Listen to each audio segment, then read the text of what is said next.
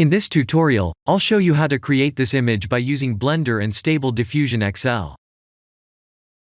I'll use a basic primitive mesh to create a simple prototype scene for the Stable Diffusion.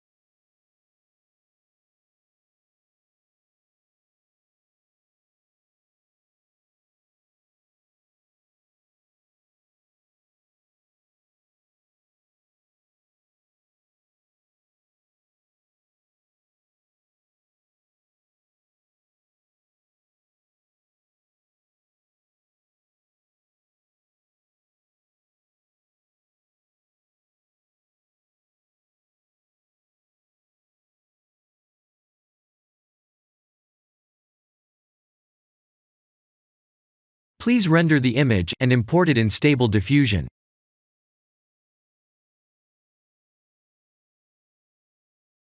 I'll share the full prompts in the description below. Please set the preprocessor to none, and select the correct depth model.